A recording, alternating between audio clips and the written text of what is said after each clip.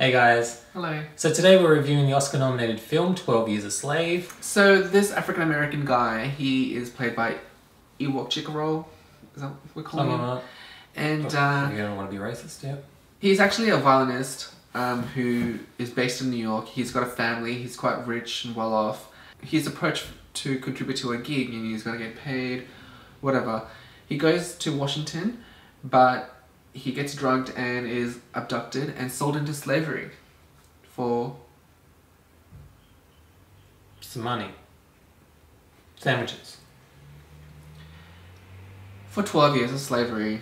And so we follow him through all his trials and tribulations, being whipped, being hanged, and eventually freed. But, I mean, it was a touching story, of course. It's a very real topic and... Well, it's based on a true story. It is. It actually happened to a guy who wrote... I didn't realise it was, but until the end. Yeah. But yeah, I'm sure even more horrible things happened, but this movie just showed pretty much slashings, whipping, and... Yeah. I'm sure more things happen and it's not right, but... Yeah, that was the movie. I felt like the main story was his ability to still believe and, you know, don't fall into despair, as he says in the movie. And that's what kept him going, and that's what made him free at the end. He, you know, was a slave for 12 years, but it was his determination to be freed and whatever that freed him after all. Well, it was just like that he met the Brad Pitt character who got in contact with the people that he knew in his hometown who came and freed him. They acknowledged that he was, yes, he was this person, Solomon, because he was called Plaid. Was it Plaid or Platt? Yeah, Plaid, whatever. That they'd given him. Now, that's my first bone of contention of this film. When he was first woken up and the slave sellers or whatever were there, they told him, like, you're this person. He said, no, I'm Solomon, whatever, I'm a free man.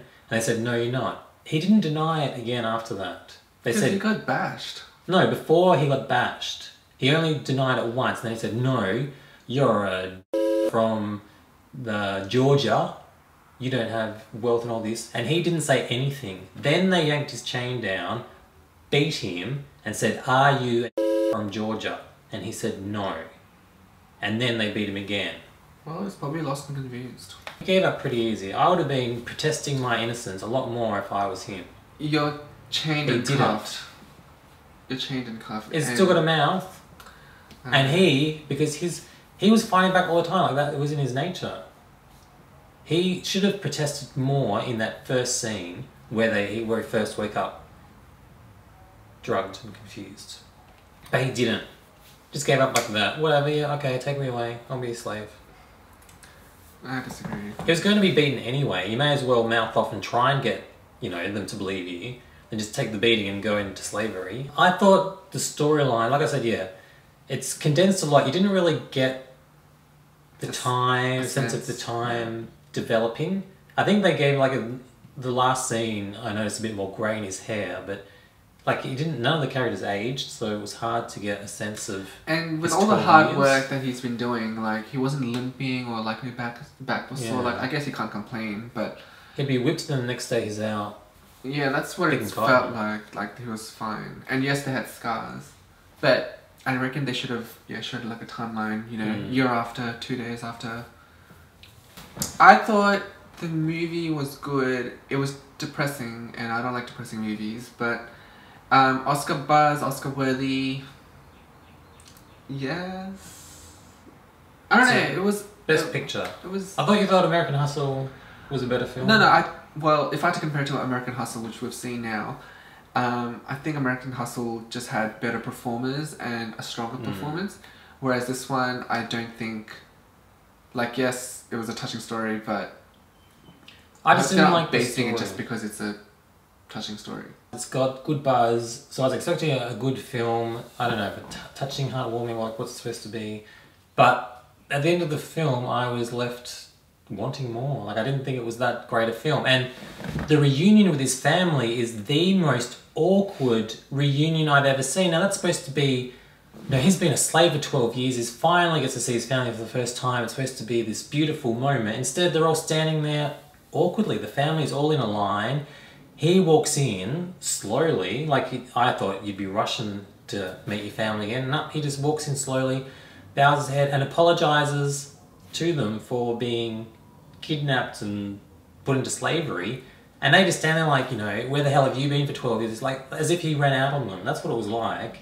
As if he just run away, remarried some hooker, and then changed his mind and come back to the family. It was like that.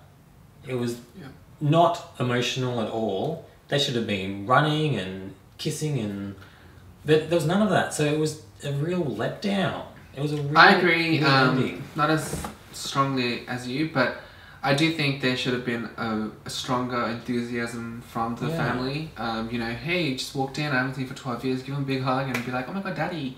And then they ended it just like that as well. Like, I wish they showed maybe a year or two after how things have progressed on. Instead it was just the cheap way of just putting on the titles, this is what happened. This is what happened next.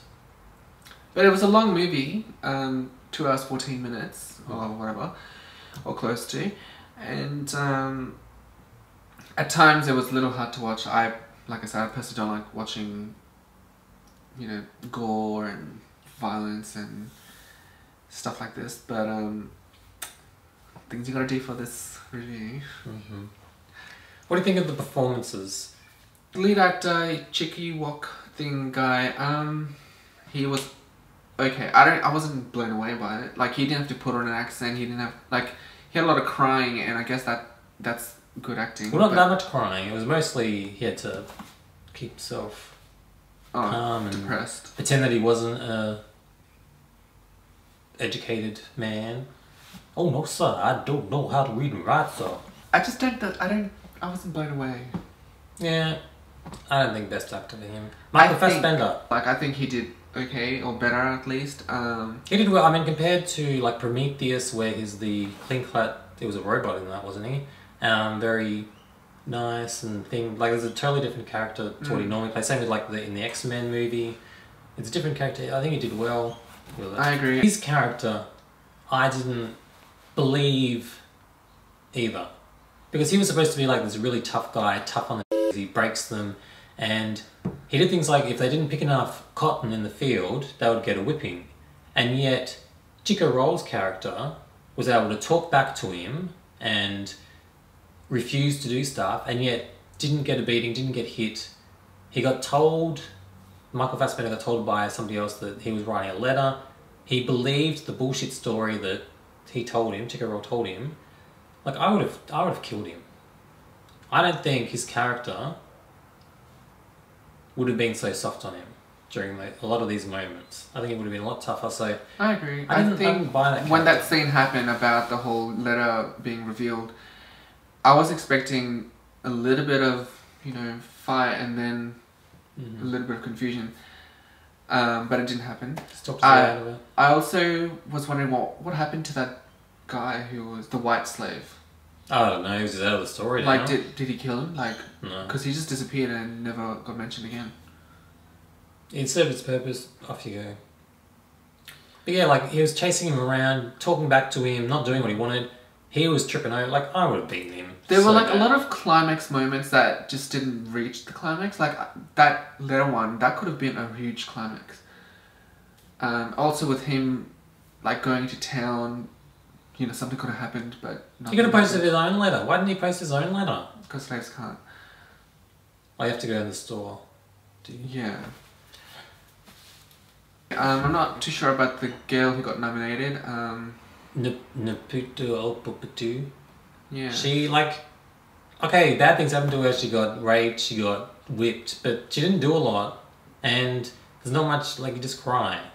There's not much... Oh, and I guess the other part of this movie was showing that you're in pain by, by getting whipped and slashed and all that stuff.